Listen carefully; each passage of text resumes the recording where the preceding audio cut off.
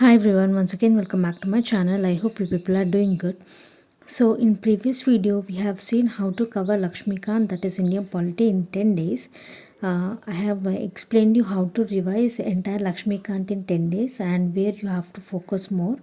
In this video let's see how to revise modern history in 10 days. And this modern history can be revised using two sources. One is Spectrum Modern India book and the other one is old ncert, which is Bipin Chandra. So you people can choose any one. So here I am giving the source of both the books, and while explaining you the topics, I'll tell from which chapter you have to read which topic.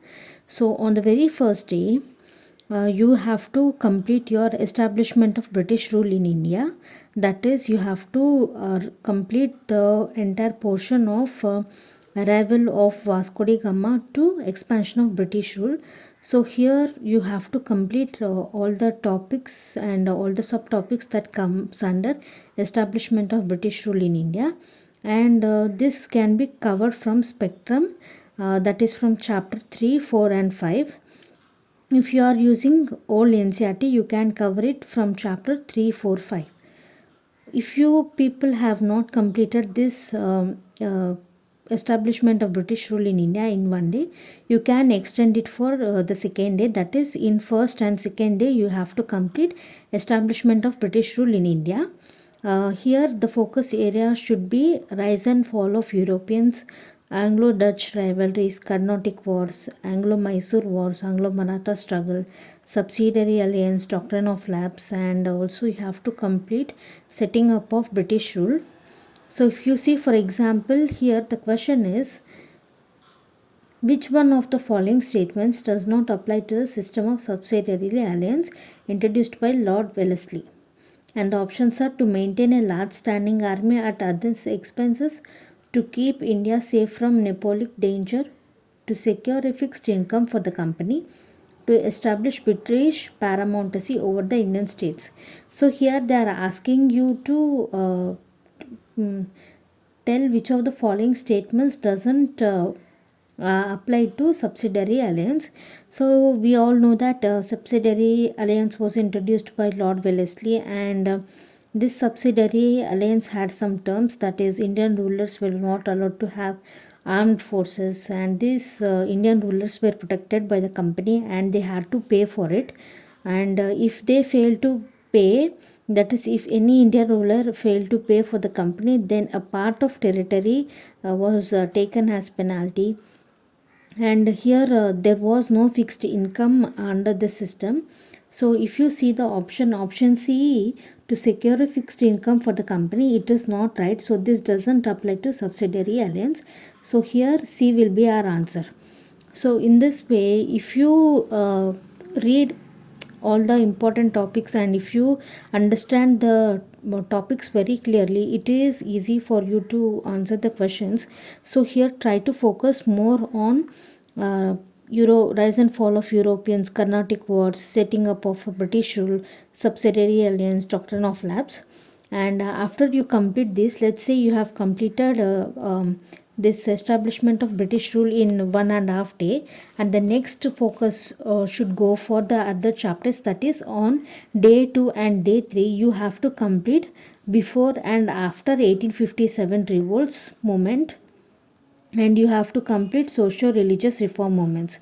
So for this you can refer Spectrum chapter 6, 7, 8 and 9. If you are following NCERT, you can follow chapter 7, 8 and 13. So here your focus should be more on 1857 revolt, because this 1857 revolt has brought many changes, and here you have to look after the administrative changes that was brought after this 1857 revolt. And coming to religious movements, here you have to understand the objectives and leaders of reform movements and what was the impact of these reform movements on education, caste system, status of women. For example, if you see here, Rajaram Mohan Roy, he founded Brahma Samaj, and the main theme of this Brahma Samaj was to purify Hinduism. So for this, what he did is, He was against the idol worship, and he also criticized the caste system. So, when you are reading about a particular person or a particular reform movement, there try to understand what was the impact on education or caste. So, here Rajaram Mohan Rai was against practice of sati, and he wanted to make widow remarriages, and he was against child marriage. So for this for practice of sati, what he did, he started anti sati struggle, and this anti sati struggle was rewarded by government regulation in 1829. So at that time government declared that the practice of sati is crime. So here Rajaram Mohan Rai indirectly started to bring impact on the society. He started to bring impact on the status of women. So when you are reading about a particular person, try to link that with impact on education, caste and status of women. Some of the important movements that should be read under this reform movements are Brahma Samaj by Rajaram Mohan Roy, Satyashodhak Samaj by Jyotirao Phule, Servants of Indian Society by Gopal Krishna Gokhale, Arya Samaj by Dayanand Saraswati, Self Respect Movement, Wahhabi Movement, Theosophical Movement. And then after you have completed this 1857 revolt and social religious reform movements, the next day, that is on day 4, you have to go through modern phase from 1885 to 1905. So this modern phase can be completed from Spectrum chapter 10 and chapter 11. If you use old NCRT, you can complete it from chapter 12 of that old NCRT. So here you have to give focus on the changes that were brought by the British, and who are the important leaders and what were their contribution for India. So after this, on day 5, you have to concentrate on national movement from 1905 to 1918. So this can be covered from Spectrum book from chapter 12 to 13 and 14. If you use NCRT, you can cover it from chapter 14 of that NCRT. So here there are certain important events where you have to focus more.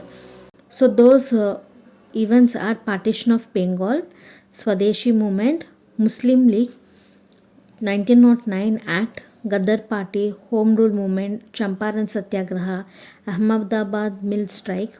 So when you come across this chapter, try to understand these movements and try to make notes for this, because when you revise, it will be very helpful. So make short notes for important most important topics.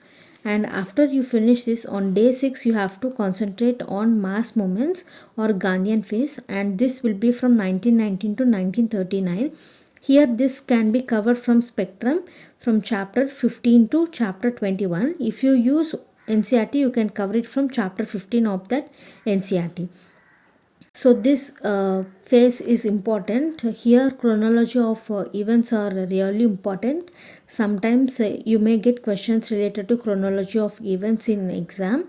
So here concentrate on events like Government of India Act 1919, Rowlatt Act, Jallianwala Bagh Massacre, Khilafat Movement, Non-Cooperation Movement, Simon Commission, Bardoli Satyagraha, Civil Disobedience Movement, Round Table Conference, Government of India Act 1935. So once you finish this, on day 7 you have to go through Freedom Movement, which is from 1939 to 1947, and this can be covered from Spectrum book, that is from chapter 22 to 25. If you use NCRT, you can go through chapter 15. And here also there are some focus areas. They are Quit India Movement, Cripps Mission, Rajgopalachari Formula, Indian National Army, Cabinet Mission, Mountbatten Plan, Indian Independence Act.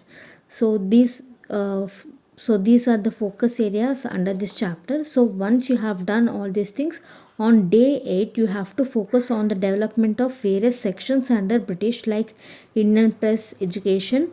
So there you will see some of the important acts and some important developments. So after that you have to also look after the impact of British rule and you have to see the peasants movements. So after doing this, after focusing on the development of various sections, uh, you have to go through the previous year question papers and you have to solve them, so that you will understand the framework of the questions and you will understand the important topics. So based on previous year question papers, here I have written some of the important topics that you have to definitely look at, and you have to definitely have short notes so that it will be easy for you to revise at the last minute.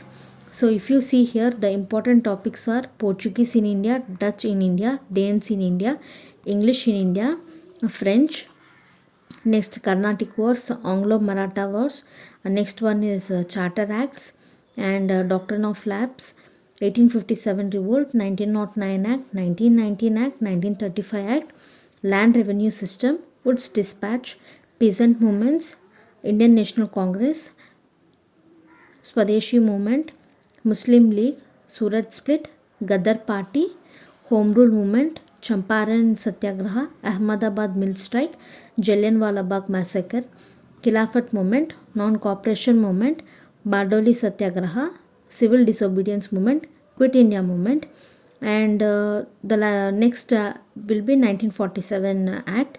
And along with this, there are some important personalities like Mahatma Gandhi, Jawaharlal Nehru, Subhash Chandra Bose, Annie Besant, Sardar Vallabhbhai Patel, next Bal Gangadhar Tilak, Lal Bahadur Shastri, Jyotiba Phule, Rajaram Mohan Rai, Vivekananda, Sarojini Naidu.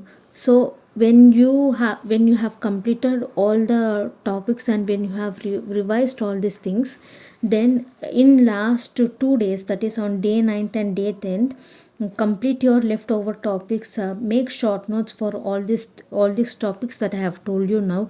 Make sure that you have completed each and every part, and also solve previous year question papers. So I hope you have understood how to cover modern history in 10 days and what are the focus areas that you have to look at modern history.